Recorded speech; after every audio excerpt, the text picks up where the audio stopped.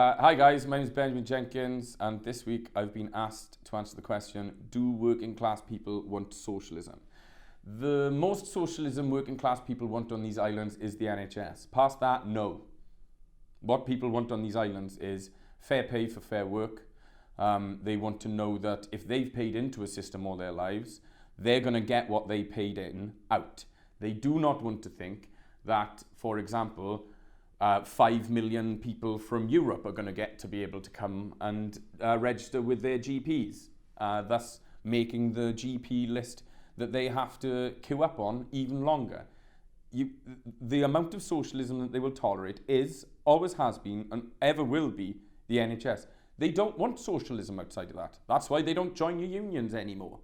That's why they don't want anything to do with Len McCluskey. That's why they didn't vote for Jeremy Corbyn. It was a combination of Brexit.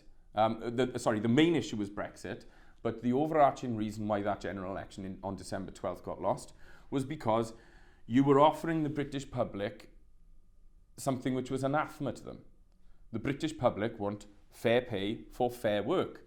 They don't want a 4-day working week. They want to work. They pride themselves on working.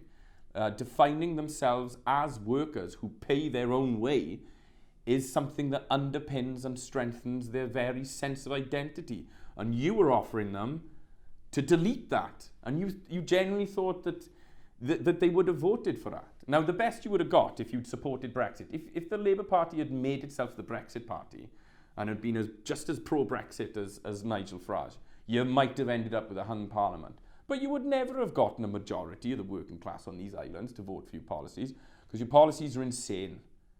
They're on its face insane. Do you know what? Do you know what the poorest British person thinks?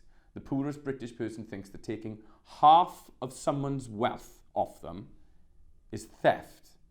Because stealing half of somebody's stuff, because redistribution, somebody who's earning 10 grand a year isn't going to agree with that, because they don't want half of their stuff taken off them, and they understand the logical extrapolation of what you're saying. If you can take half of the richest people's stuff off them, logic follows you can take half of what the poorest people have off them. And those poorest people realise that, which is why they won't vote for you. That's as much socialism as is wanted on these islands. Healthcare, the NHS, it's like a national religion. As Margaret Thatcher famously once said, it is the third rail of British politics. Touch it and you die, which is why she didn't privatise it as much as Tony Blair did. You know, if you look at why the NHS is struggling, there are two words: Tony Blair. From 1997, the number of people who were allowed to register with the NHS who hadn't necessarily paid into the pot went through the roof.